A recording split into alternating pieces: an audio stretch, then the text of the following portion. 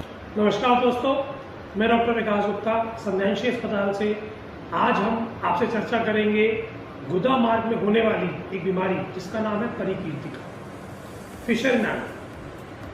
हमारा और हमारी पूरी संस्था का एक लक्ष्य है कि हम आपको गुदा मार्ग से होने वाली विभिन्न प्रकार की बीमारियों के बारे में पूर्णतः जानकारी दें, क्योंकि बीमारियां ऐसी हैं कि शर्मा शर्मी में मनुष्य कभी अपने सगे संबंधी को, डॉक्टर को या मेडिकल प्रोफेशनल को बता नहीं पाता है और इस बीमारी से ग्रसित रहता है और इस बीमारी से होने वाले विभिन्न प्रकार की और तकलीफों से जूझता रहता है। जब बीमारी बहुत बढ़ जाती है तब ही वो डॉक्टर तक जाता है, लेकिन अगर शुरुआती दौर में अगर एक मरीज को पता लग जाए बीमारी क्या है, उसका क्या उपचार है, तो उसकी चिकित्सा करनी संभव हो जाएगी।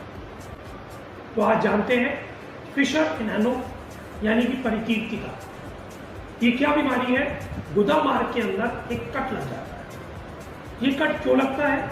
जब हम कब्जी के दौरान लैट्रिन में जोर लगाते हैं।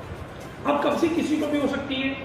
पानी कम पिया, सलाद नहीं खाया, रात का भोजन पचा नहीं, सुबह फिर भोजन कर लिया, देर रात तक जागे, खाने के अंदर फास्ट फूड है, खाने के अंदर नॉनवेज है और आप जो भोजन करते हो तो या तो उसको बहुत जल्दी खाते हो, आपकी पाचन तंत्रिका अच्छे से काम नहीं कर रही, जिसकी वजह से क्या होता है, भोजन पचता नहीं। जब वो पचता नहीं है तो पेट पे पड़ा सड़ता है।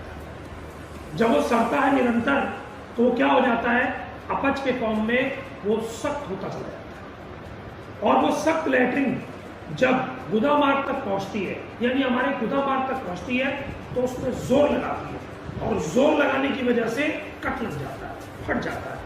उस फट जाने को, उस कट लग जाने को फिशर कहते हैं। परंतु क्या आप जानते हैं कि जो फिशर दिखता है वो एक्चुअली में या मूल रूप से कारण नहीं होता।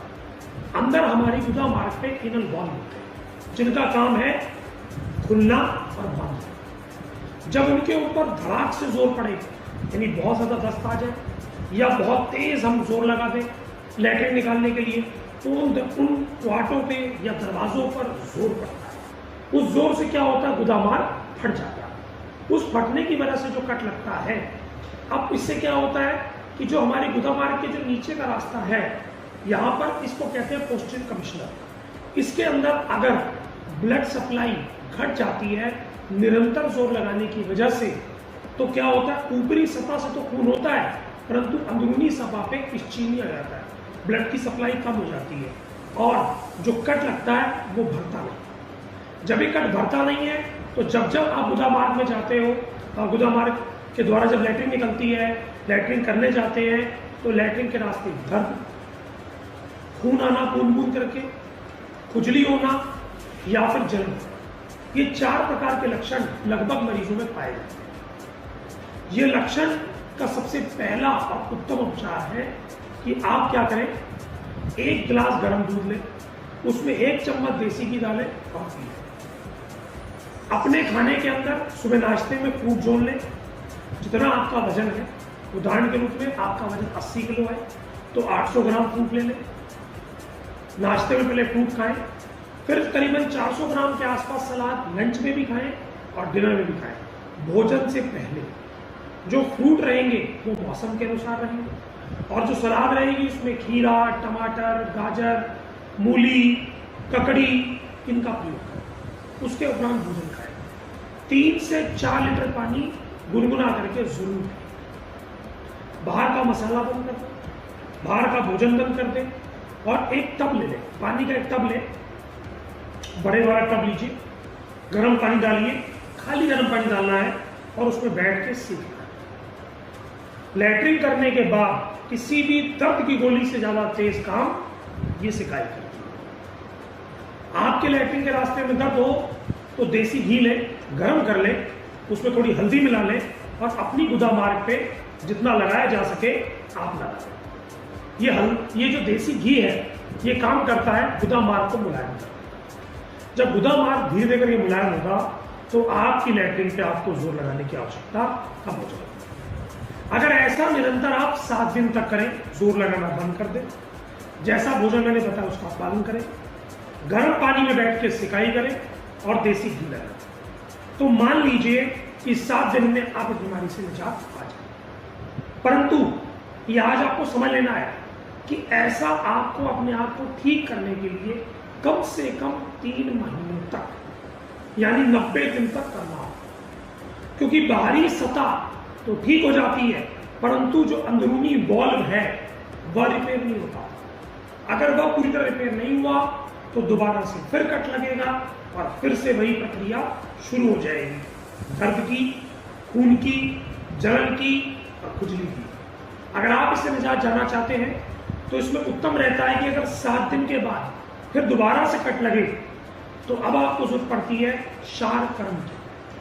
शारकर्म जिसके अंदर कोई इंजेक्शन की जरूरत नहीं है, सिर्फ शार का पेस्ट बना के एक शार सूत्र सर्जन दवाई लगा देता है और वह जख्म भरना शुरू होता है। क्योंकि शार के अंदर एक प्रक्रिया है, वह जो सेल्स नहीं भर रहे, चिपक नहीं रहे या जिनके अंदर जुड़ने की क्षमता खत्म हो गई है, शार उनकी क्षमता दोबारा से उनमें पैदा कर देता है, उनकी मॉर्फोलॉजी ऑफ सेल्स बदल देता है, पोस्टीरियर कृष्णा की ब्लड सप्लाई चालू कर देता है। तो इसके लिए आवश्यकता पड़ती है कि आप अगर 1 हफ्ते बाद आप में इंप्रूवमेंट ना आए तो आप शारकर्म करें। ऐसे मरीज जिनको 6 हफ्ते से ज्यादा हो चुका है उनको डीप फिशर या क्रॉनिक फिशर हो जाता है। ऐसे मरीजों में लॉर्ड्स एनल डायलेटेशन या शार सूत्र बंधन, और अगर टोन बहुत ज्यादा है यानी मसल टोन बहुत ज्यादा है, आपको लैट्रिन में बहुत तेज दर्द होता है, बर्दाश्त से बाहर है, तो लेटरल पार्शियल इंटरनल स्फिंक्टरेक्टमी, ये 3 ऐसे प्रोसीजर हैं। दोबारा बोलता हूं, लॉर्ड्स एनल डायलेटेशन, शार सूत्र बंधन और लेटरल पार्शियल इंटरनल स्फिंक्टरेक्टमी, ये 3 ऐसे ट्रीटमेंट है जिससे गुदा मार्ग नॉर्मल हो जाएगा, बार बार कटेगा नहीं, वॉल्स रिपेयर हो जाएंगे और आपकी मांसपेशियों में क्षमता आ जाएगी।